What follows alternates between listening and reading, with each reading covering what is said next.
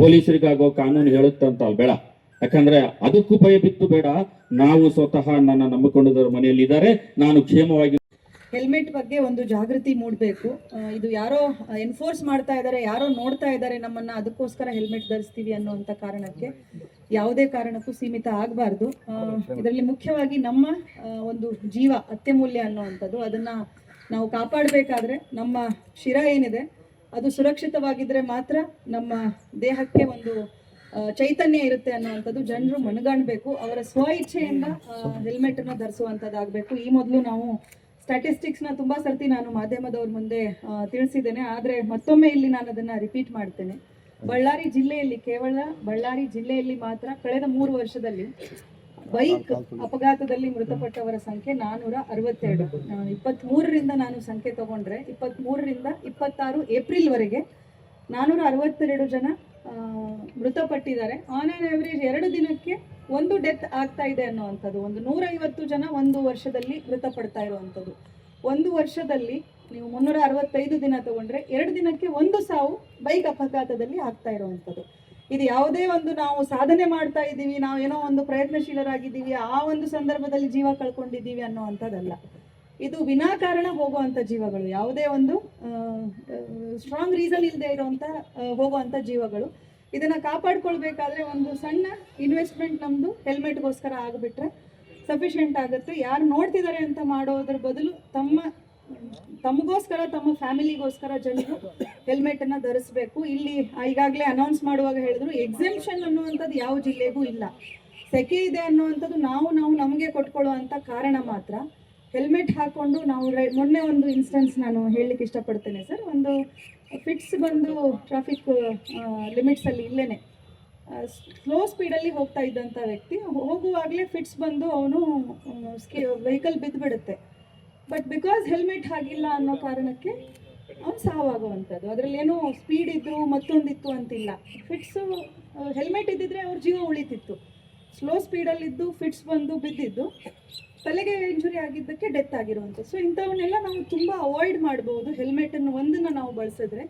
So ಈ ಒಂದು ಸಂದರ್ಭದಲ್ಲಿ ನಾನು ಮತ್ತೆ ಜನರಲ್ಲಿ ಒಂದು ಕಳಕಳಿಯ ವಿನಂತಿ ಮಾಡ್ತೇನೆ, ಎಲ್ಲರೂ ದಯವಿಟ್ಟು ಹೆಲ್ಮೆಟನ್ನು ಬಳಸಿ ನಿಮ್ಮ ಜೀವವನ್ನು ಉಳಿಸ್ಕೊಳ್ಳಿ. ಸೊ ಈ ಮಾತಾಡಿ ನನ್ನ ಮಾತುಗಳನ್ನ ಮುಗಿಸ್ತೇನೆ. I request. ಫ್ರೀ ಹೆಲ್ಮೆಟ್ ತಗೊಂಡೋಗ ಯಾರು ಹಾಕ್ತಾ ಇಲ್ಲ, ಇವಾಗಲೂ ತಗೊಳ್ತೀರಾ, 4ನೇದಾಗುತ್ತೆ. ಮನೇಲಿ ಇಡಬೇಡಿ, ನೀವು ಹಾಕ್ಕೊಳ್ಳಿ. ಅಕ್ಕಪಕ್ಕದಲ್ಲಿ ಯಾರಾದರೂ ಹೆಲ್ಮೆಟ್ ಇಲ್ದಿರ ಓಡಾಡ್ತಾ ಇದ್ರೆ ಅವ್ರಿಗೂ ಸಹಕರಿಸಿ ಕೊಟ್ಟು ಹೆಲ್ಮೆಟ್ ಧರಿಸೋದಕ್ಕೆ ಇನ್ಸಿಸ್ಟ್ ಮಾಡಿ, ಜೀವ ಉಳಿಸಿ, ಸಂಸಾರಗಳನ್ನ ಕಾಪಾಡಿ. Thank you. ಈ ಒಂದು ಜಾಗೃತಿಯನ್ನ ನೀವು ಸಮಾಜದ ಕಟ್ಟಕಡೆಯ ವ್ಯಕ್ತಿಗೂ 62 ಕುಟುಂಬಗಳು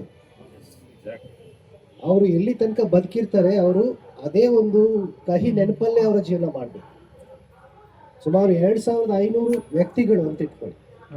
ಒಂದು ಕುಟುಂಬದಲ್ಲಿ 5 ಜನ ಇದ್ರೆ ಆ ನೋವು ಮತ್ತೆ ಬೇರೆಯವ್ರಿಗೆ ಬರಬಾರ್ದು, ಅವರ ಜೀವವನ್ನು ಉಳಿಸ್ಬೇಕು, ನಾವು ರಕ್ಷಣೆ ಮಾಡ್ಕೋಬಹುದು ಅನ್ನೋದಕ್ಕೆ ಈ ಒಂದು ವಿಶೇಷ ಕಾರ್ಯಕ್ರಮಕ್ಕೆ ನಮ್ಮ SP ಮೇಡಮ್ ಅವರು ಚಾಲನೆ ಕೊಟ್ಟಿದ್ದಾರೆ.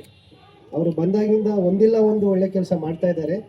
ಬಟ್ ಬಹಳ ನಾನು ನಿರೀಕ್ಷೆ ಮಾಡಿದ ಕೆಲಸ, ನಾನು ಡಿಸ್ಕಷನ್ ಕೂಡ ಮಾಡಿದ್ದೆ 2-3 ಸಾರಿ, ಆ ಕೆಲಸಕ್ಕೆ ಇವತ್ತು ಚಾಲನೆ ಕೊಡ್ತಾ ಇದ್ದಾರೆ. ನಮಗೆಲ್ಲರಿಗೂ ಇದು ಬಹಳ ಸಂತೋಷದ ವಿಷಯ. ಎನ್ಫೋರ್ಸ್ಮೆಂಟ್ ಆಫ್ ಲಾ, ಕಾನೂನನ್ನು ಜಾರಿ ಮಾಡೋ ವಿಷಯಕ್ಕೆ ಬಂದಾಗ ನಾವು ಸಾರ್ವಜನಿಕರಾಗಿ ಒಂದು ಅರ್ಥ ಮಾಡ್ಕೋಬೇಕು, ಕಾನೂನನ್ನು ನಾವೇ ಮಾಡ್ಕೊಂಡಿರೋದು, ನಮ್ಮ ಹಿತರಕ್ಷಣೆಗಾಗಿ ನಾವು ಕಾನೂನು ಮಾಡಿರೋದು. ಬೆಂಗಳೂರಿನಲ್ಲಿ ಹೇಗೆ ಕಡ್ಡಾಯ ಹೆಲ್ಮೆಟ್ ಧರಿಸೋದು ಕಡ್ಡಾಯ ಇದೆ, ಅದೇ ರೀತಿ ಬಳ್ಳಾರಿಯಲ್ಲಿ ಆಗಬೇಕು ಅಂತ ನಾವು ಯಾಕೆ ಹೇಳ್ತೀವಿ ಅಂದರೆ, ಜೀವ ರಕ್ಷಣೆಗೆ, ನಾಗರಿಕರ ಪ್ರಾಣ ರಕ್ಷಣೆಗೆ ಇರುವಂತಹ ಕಾನೂನನ್ನು ನಾವು ಜಾರಿ ಮಾಡೋಕ್ಕೆ ಹೊರಟಿದ್ದೇವೆ. ಇದರಲ್ಲಿ ಯಾರಾದರೂ ಬಂದು ಮನವಿ ಕೊಟ್ಟರೆ ನಮಗೆ ಹೆಲ್ಮೆಟ್ ಕಡ್ಡಾಯ ಇರೋದನ್ನು ತೆಗಿರಿ ಅಂತ, ಅದರ ಅರ್ಥ ಏನಂತ ಹೇಳಿದರೆ ನೀವು ಜನರ ಪ್ರಾಣ ರಕ್ಷಣೆ ಮಾಡಬೇಡಿ ಅಂತ ಅರ್ಥ. ನಾಳೆ ಒತ್ತಡ ಬರ್ಬೋದು, ಬಟ್ ನಾವು ಇದರಲ್ಲಿ ಹಿಂದೆ ಹೋಗೋ ಪ್ರಶ್ನೆಯಲ್ಲಿ ಇಲ್ಲ. ಜಿಲ್ಲಾಡಳಿತ ಇದರಲ್ಲಿ ಹಿಂದೆ ಹೋಗೋ ಪ್ರಶ್ನೆಯಲ್ಲಿ ಇಲ್ಲ. ಸೊ ಆದ್ದರಿಂದ ತಮ್ಮ ಸಹಕಾರ ನಮಗೆಲ್ಲ ಬೇಕು. ತಾವೆಲ್ಲ ಸಹಕಾರ ಖಂಡಿತವಾಗಿ ಮಾಡ್ತೀರಾ. ಈಗ ನಾವು ರೀಸೆಂಟ್ಲಿ ಹೇಳೋದು, ಸಕಾಲ ಸರ್ವಿಸ್ ಸೇವೆನಲ್ಲಿ ರಾಜ್ಯದಲ್ಲೇ ನಂಬರ್ 1 ಮಾರ್ಚ್ ಅಂತ್ಯದಲ್ಲಿ ಮಾಡಿದ್ವಿ. ಸೆನ್ಸಸ್ ಅಲ್ಲೇ ರಾಜ್ಯದಲ್ಲೇ ನಂಬರ್ 1 ಜನಗಣತಿಯಲ್ಲಿ. ಯಾಕೆ ಹೇಳ್ತೀನಿ ಅಂದರೆ ನಮ್ಮ ಬಳ್ಳಾರಿಯ ಜನ ಅವ್ರಿಗೆ ಅಷ್ಟು ಇಚ್ಛಾಶಕ್ತಿ ಇದೆ ಅಂತ ಅರ್ಥ. ನಮ್ಮ ಅಧಿಕಾರಿಗಳು ಅವ್ರು ಕೆಲಸ ತೋರಿಸಿರೋ ರೀತಿ ಅದು ಏನು ಹೇಳುತ್ತೆ ಅಂದರೆ ಬಳ್ಳಾರಿ ಜನರಿಗೆ ಅಷ್ಟು ಇಚ್ಛಾಶಕ್ತಿ ಇದೆ ನಮ್ಮ ಸಾರ್ವಜನಿಕರಿಗೆ. ಆದರೆ ಹೊರಗಡೆ ನೋಡೋರಿಗೆ ಮಾತ್ರ ಅದ್ರ ಬಗ್ಗೆ ಒಳ್ಳೆ ಅಭಿಪ್ರಾಯ ಇರಲಿಲ್ಲ ಸೋಫಾರ್, ಈಗ ಬರ್ತಾ ಇದೆ. ಆದ್ದರಿಂದ ತಮಗೆಲ್ಲ ಇಚ್ಛಾಶಕ್ತಿ ಇದೆ, ಇದನ್ನು ತಾವು ನೆರವೇರಿಸಬೇಕು. ಯಾವುದೇ ರೀತಿ ವಿನಾಯಿತಿ ಕೇಳೋಕ್ಕೆ ಬರಬೇಡಿ. ನೀವು ವಿನಾಯಿತಿ ಕೇಳಿದರೆ ನಿಮ್ಮ ಫ್ಯಾಮಿಲಿಯ ರಕ್ಷಣೆಗೆ ನೀವು ನಿಂತಿಲ್ಲ ಅಂತ ಅರ್ಥ, ನಿಮ್ಮ ಫ್ಯಾಮಿಲಿಯ ಬಗ್ಗೆ ನಿಮಗೆ ಕಾಳಜಿ ಇಲ್ಲ ಅಂತ ಅರ್ಥ. ಆದ್ದರಿಂದ ತಮ್ಮ ಸಹಕಾರ ಕೋರಿ ಈ ಒಂದು ಕಾರ್ಯಕ್ರಮವನ್ನು ಯಶಸ್ವಿ ಮಾಡಿಕೊಡಿ ಅಂತ ಹೇಳಿ ನಾವು ತಮಗೆ ಮನವಿ ಮಾಡ್ತೇನೆ. Thank you.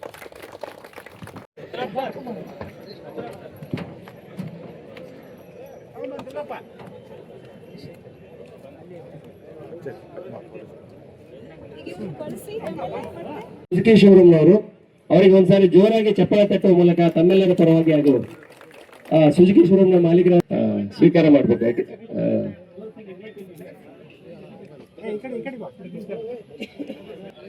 ಸ್ವೀಕಾರ ಮಾಡಿದ್ರು ಯಾರೆಲ್ಲ ತಗೊಂಡಿದ್ದೀರಿ ಹೆಲ್ಮೆಟ್, ನೀವು ಬಂದು ನಿಮ್ಮ ಬೈಕನ್ನ ಏರಿ ಸನ್ನದ್ಧರಿರಬೇಕು.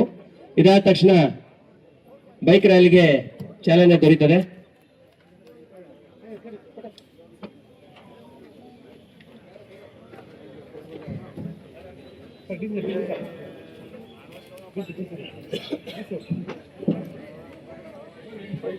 ಬಳ್ಳಾರಿಯ ಪಾಲಿಗೆ ಇದೊಂದು ಅಭೂತಪೂರ್ವ ಕಾರ್ಯಕ್ರಮ. ಈ ತಿಂಗಳ ಕೊನೆಯವರೆಗೂ ವಿಶೇಷವಾಗಿ ಅವೇರ್ನೆಸ್ ನಡೀತದೆ. ಇದಾದ ನಂತರ ಜೂನ್ 1ನೇ ತಾರೀಕಿನಿಂದ ಕಡ್ಡಾಯವಾಗಿ ಯಾರೆಲ್ಲ ಹೆಲ್ಮೆಟ್ ಧಾರಣೆ ಮಾಡದೆ ವಾಹನ ಚಾಲನೆ ಮಾಡ್ತಾರೆ ಅವರನ್ನ ತಡೆದು ನಿಲ್ಲಿಸಿ ದಂಡ ಹಾಕುವಂತ ಕಾರ್ಯಕ್ರಮ ಕಡ್ಡಾಯವಾಗಿ ನಡೀತದೆ. ಹಾಗಾಗಿ ಯಾರು ದಯಮಾಡಿ ಈ ಒಂದು ಕಾರ್ಯಕ್ರಮದ ಸದುದ್ದೇಶವನ್ನ ಇರಬೇಕು. ನಮ್ಗೆ ಈಗಾಗಲೇ ಯಾವ ಮಾರ್ಗದಲ್ಲಿ ಬೈಕ್ ರ್ಯಾಲಿ ಹೋಗುತ್ತೆ ಅಂತ ಸೂಚನೆಯನ್ನ ಕೊಟ್ಟಿದ್ದೇವೆ. ಮುಂದೆ ನಮ್ಮ ಮಾರ್ಗದರ್ಶಕ ಅಧಿಕಾರಿ ಸಿಬ್ಬಂದಿ ಅವರು ಇರ್ತಾರೆ.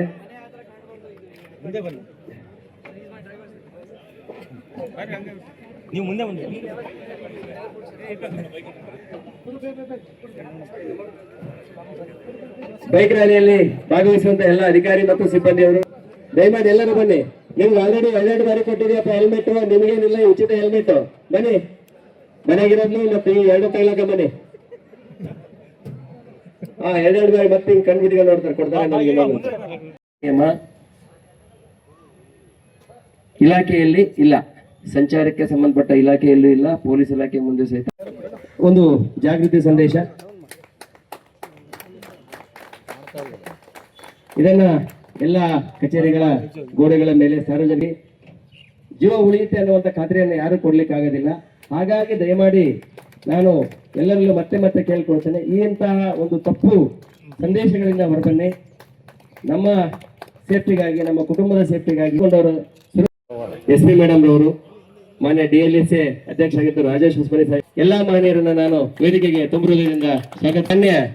DC ಸಾಹೇಬ್ರನ್ನ ಹೂಗುಚ್ಛ ನೀಡುವ ಮೂಲಕ ಸ್ವಾಗತಿಸಬೇಕಂತೇಳಿ ನಾನು ನವೀನ್ ಕುಮಾರ್ ಸಾಹೇಬ್ರನ್ನ ಅದೇ ರೀತಿಯಾಗಿ ನಮ್ಮ SP ಮೇಡಮ್ ಅವರನ್ನು ಸ್ವಾಗತಿಸಬೇಕಂತ, ಅದೇ ರೀತಿ DLSA ಅಧ್ಯಕ್ಷರಾಗಿರುವಂತಹ ರಾಜೇಶ್ ಹೊಸಮನಿ ಸಾಹೇಬ್ರನ್ನ ಸ್ವಾಗತಿಸಬೇಕಂತೇಳಿ ಕೇಳ್ಕೊಳ್ತೇನೆ. ಅದೇ ರೀತಿಯಾಗಿ ಬಾರ್ ಕೌನ್ಸಿಲ್ ತಿಪ್ಪೇಸ್ವಾಮಿ ಸರ್ ಅವರು ಸ್ವಾಗತಿಸಬೇಕಂತೇಳಿ ಕೇಳ್ಕೊಳ್ತೇನೆ. ಎಲ್ಲ ನಗರ ಉಪವಿಭಾಗದ DSP ಸಾಹೇಬ್ರುಗಳು, DSP ಸಾಹೇಬರು, ಇನ್ಸ್ಪೆಕ್ಟರ್ಗಳು ಹಾಗೂ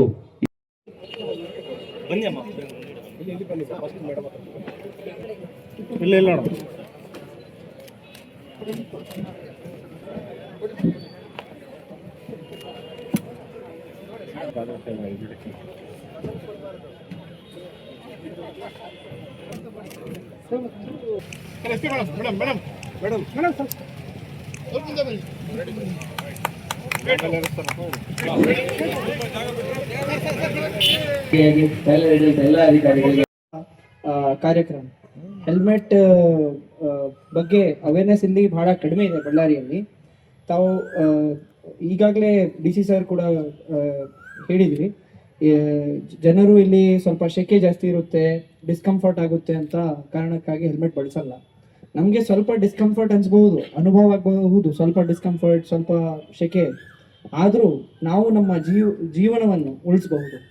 ಈ ನಿಟ್ಟಿನಲ್ಲಿ ನಾವು ಸ್ವಲ್ಪ ಯೋಚನೆ ಮಾಡಿಕೊಂಡು ಎಲ್ಲ ಟ್ರಾಫಿಕ್ ರೂಲ್ಸ್ ಫಾಲೋ ಮಾಡಿದರೆ ಮತ್ತು ಹೆಲ್ಮೆಟ್ ಸೇಫ್ಟಿ ಸಂದರ್ಭದಿಂದ ಮುಂದೆ ನಮ್ಮ ಬೈಕ್ಸ್ ಅವೆಲ್ಲ ನಾವು ನಡೆಸಿದರೆ ನಮ್ಮೆಲ್ಲರಿಗೆ ಚೆನ್ನಾಗಿರುತ್ತೆ ಮತ್ತು ರೋಡ್ ಸೇಫ್ಟಿ ಆಗುತ್ತೆ. Bellary anyway it is rank 1 in lot of things. It should not be rank 1 in accidents. So ದಯವಿಟ್ಟು ತಾವು ಎಲ್ಲರೂ ಹೆಲ್ಮೆಟ್ ಬಳಸಿ ನಿಮ್ಮ ಜೀವನವನ್ನು ಉಳಿಸಿ. Thank you. ಮುಖಕ್ಕೆ ಅಂತ. ಬಟ್ ಇದು ಬೆಲೆ ಕಟ್ಟಲಾಗದ ಒಂದು ನಮ್ಮ ದೇಹಕ್ಕೆ, ಮೆದುಳಿಗೆ ನಾವೇನು ಹಾಕಿದ್ವಿ ಏನೂ ಇಲ್ಲ. ಕೇವಲ ಒಂದು ಮೊಬೈಲ್ ತೊಗೊಂಡ್ರೆ ಅಷ್ಟು ಸೇಫ್ಟಿ ಮಾಡ್ಬೇಕಾದ್ರೆ ಇಡೀ ನಮ್ಮ ಜೀವನ ಪ್ರೈಸ್ಲೆಸ್, ಬೆಲೆ ಕಟ್ಟಲಾಗದಂಥ ಜೀವನಕ್ಕೆ ನಾವೇನು ಮಾಡ್ತಾ ಇದ್ದೀವಿ. ಆಮೇಲೆ ಇನ್ನೊಂದು ಏನಂತಂದರೆ, ಜೀವ ಇದ್ದರೆ ಜಗತ್ತು. ಈಗ ನಾವು ಇವತ್ತು ಎಲ್ಲರೂ ಜೀವಂತ ಇದೀವಿ ಅಂತ ಇದೆಲ್ಲ ನಮ್ಗೆ ಜಗತ್ತು ಜೀವಂತ ಇದೆ. ಬಟ್ ನಾವೇ ಇಲ್ಲ ಅಂದರೆ ಆಮೇಲೆ ಫ್ಯಾಮಿಲಿ ಮೆಂಬರ್ಸ್ ಇರ್ತೀವಿ. ಈಗಾಗಲೇ ನಮ್ಮ ಅಧ್ಯಕ್ಷ ಹೇಳಿದಾಗೆ ಫೆಟಲ್ ಆಕ್ಸಿಡೆಂಟ್ ಆದರೆ ವರ್ಷಾನುಗಟ್ಟಲೆ ಅವ್ರ ಪರಿಸ್ಥಿತಿ. ಆ ನಿಟ್ಟಿನಲ್ಲಿ SP ಮೇಡಮ್ ಅವರು ಒಂದು ಒಳ್ಳೆಯ ನಿರ್ಧಾರವನ್ನು ತೊಗೊಂಡಿದ್ದಾರೆ. ಇದು ನಾಳೆಯಿಂದನೇ ಅಥವಾ ಈ ಮಂತ್ ಆದ ನಂತರ ಜೂನ್ 1ರಿಂದ ಅಂತ ಹೇಳ್ತಾ ಇದ್ದಾರೆ ಮೇಡಮ್. ಇದು ಕಡ್ಡಾಯವಾಗಿ ಎಲ್ಲರೂ ಪಾಲಿಸೋಣ. ಆಮೇಲೆ ಜೀವಗಳನ್ನು ಉಳಿಸೋಣ, ನಮ್ಮವ್ರನ್ನ ಉಳಿಸೋಣ, ನಮ್ಮ ಕುಟುಂಬದವ್ರನ್ನ ಉಳಿಸೋಣ, ನಮ್ಮ ಸ್ನೇಹಿತರನ್ನ ಉಳಿಸೋಣ ಅಂತ ಈ ಸಂದರ್ಭದಲ್ಲಿ ನಾನು ಹೇಳ್ತೀನಿ. ಜೂನ್ 1ನೇ ತಾರೀಕಿನ ನಂತರ, ಇವತ್ತಿನಲ್ಲಿ ಅದು ಕಡ್ಡಾಯವಾಗಿ ಜಾರಿ ಆಗ್ತದೆ.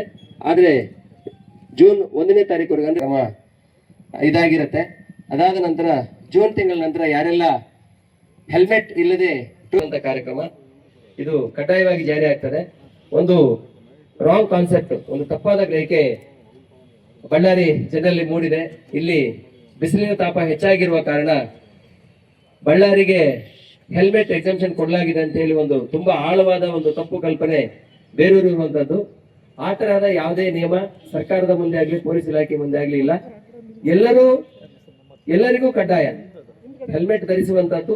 ವಿಶೇಷವಾಗಿ 2 ವೀಲರ್ ಚಾಲನೆ ಮಾಡುವವರಿಗೆ, ಆಕ್ಚುಲಿ ಮುಂದೆ ಗಾಡಿ ಓಡಿಸುವವರು ಮತ್ತೆ ಹಿಂದೆ ಕುಂತವರು 2 ಜನ ಕಡ್ಡಾಯವಾಗಿ ಹೆಲ್ಮೆಟ್ ಅನ್ನ ಧರಿಸಲೇಬೇಕು. ಕೊನೆ ಪಕ್ಷ ಮುಂದೆ ಗಾಡಿ ಚಾಲನೆ ಮಾಡುವಂತವ್ರು ಕಡ್ಡಾಯವಾಗಿ ಹೆಲ್ಮೆಟ್ ಧಾರಣೆ ಮಾಡ್ಬೇಕನ್ನುವಂಥದ್ದು ಸಾರಿಗೆ ಇಲಾಖೆ ಮತ್ತು ಪೊಲೀಸ್ ಇಲಾಖೆ ನಿಯಮ ಆಗಿರುತ್ತೆ.